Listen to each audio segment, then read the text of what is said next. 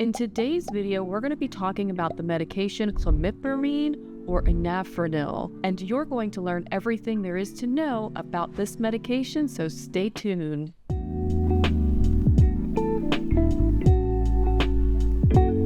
So what is Clomipramine? Well, Clomipramine is a tricyclic antidepressant, and it has very potent action on the serotonin reuptake transports and inhibits the reuptake and release of serotonin, allowing for more serotonin in the synapses. It also has norepinephrine reuptake inhibition, which increases norepinephrine and has downstream effects to increase dopamine in the prefrontal cortex. It also has antiadrenergic, anticholinergic, and antihistamine properties. It is available in capsules of 25, 50, and 70 milligrams and has a target therapeutic dose of anywhere from 100 to 200 milligrams daily. The max dose for adults is typically 250 milligrams, and in children, it's 3 milligrams per kilogram, with a max dose of 200 milligrams for children. And so what is Clomipramine used for? Well, Clomipramine was approved in 1989 for the treatment of obsessive compulsive disorder or OCD. And it is actually superior to the treatment of OCD to those SSRIs. So it works better than the SSRIs for treating OCD.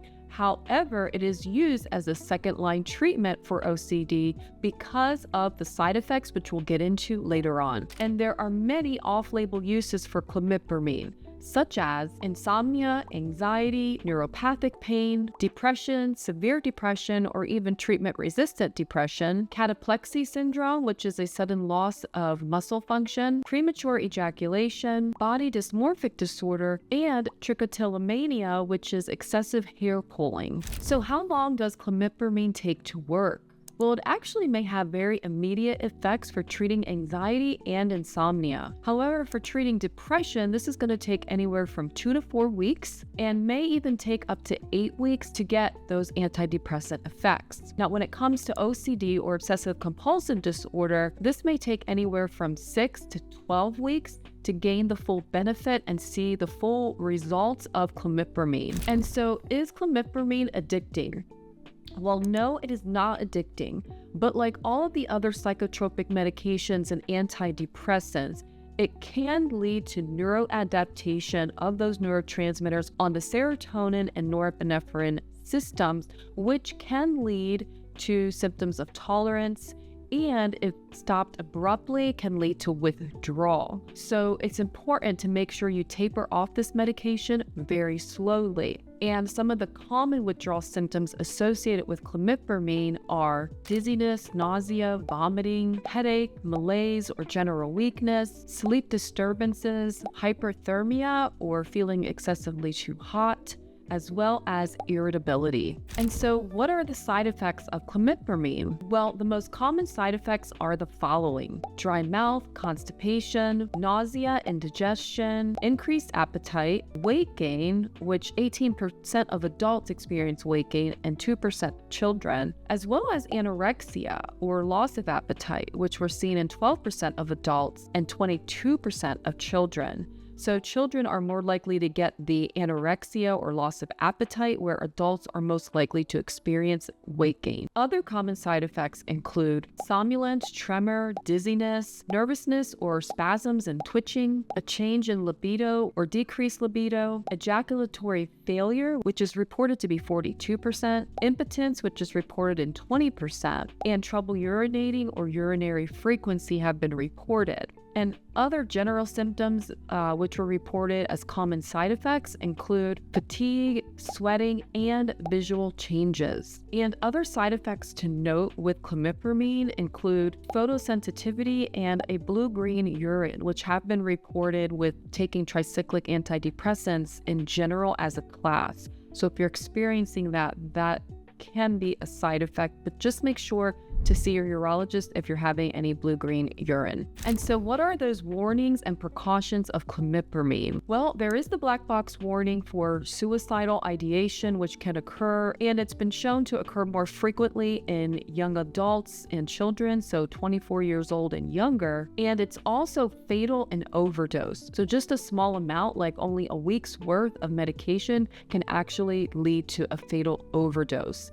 And so that's why many providers will hesitate to use a tricyclic or use something like clomipramine for someone with severe depression. It is also contraindicated in those who are recovering from an acute myocardial infarction or heart attack because EKG changes or electrocardiogram changes have been reported, such as arrhythmia, bradycardia or slowed heart rate, varying degrees of heart block, and even cardiac arrest. Because it is a potent serotonergic transport inhibitor and increases serotonin very potently, it does have a high risk of serotonin syndrome, in particular when combined with other medications that increase serotonin. And so this can lead to mental status changes, autonomic instability, neuromuscular changes, seizures, gastrointestinal symptoms, and can be very serious and land someone in the hospital. So if you want to learn more about serotonin syndrome, I made a video about that, so you can check that out. I'll make sure to put a link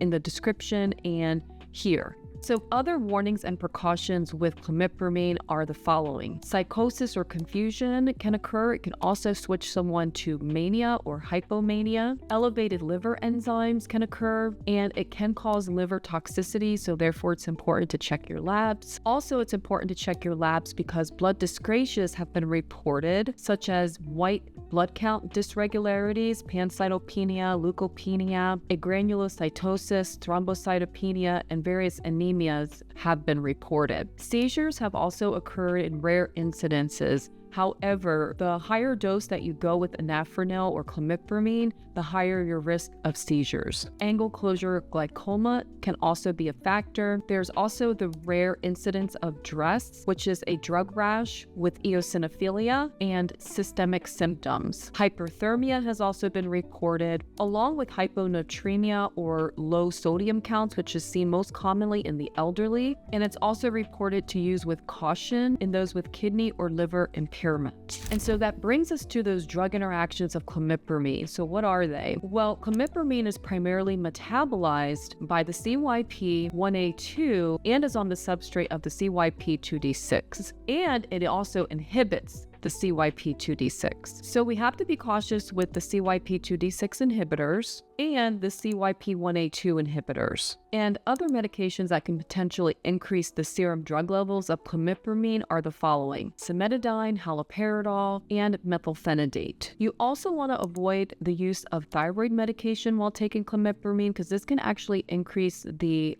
cardiac toxicity of the medication. It may also change the effectiveness of your blood pressure medications, so that needs to be considered. Anticholinergic drugs will increase those anticholinergic side effects. MAOIs or monoamine oxidase inhibitors can increase that risk for serotonin syndrome, but also increase the risk of hypertensive crisis. So these two medications should never be combined. And tramadol and other medications that decrease seizure threshold should be avoided because of the risk of seizures with clomipramine. And alcohol and other CNS depressants or medications that cause you to be sedated should be avoided because sedation is a huge side effect with clomipramine. And so what are my final thoughts on clomipramine or Anafranil? Well, clomipramine has been shown in studies to be superior to SSRIs when it comes to the treatment of obsessive compulsive disorder.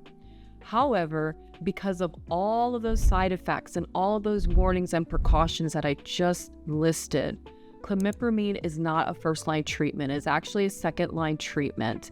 And first-line treatment are typically the SSRIs and medications like Fluvoxamine.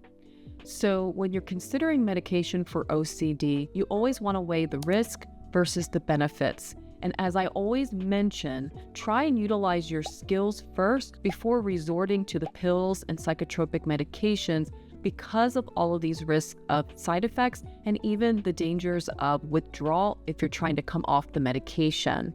So get into therapy first, utilize those skills, and also consider nutrient deficiencies and some medical conditions which may be contributing to your symptoms. So there you have it. That is my overview of clomipramine or Anafranil. Do you have experience with taking this medication and want to share it with us?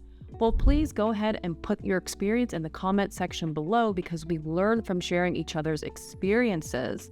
And as always, I thank you for watching. I wish you well on your mental health care journey, and I look forward to seeing you all next week.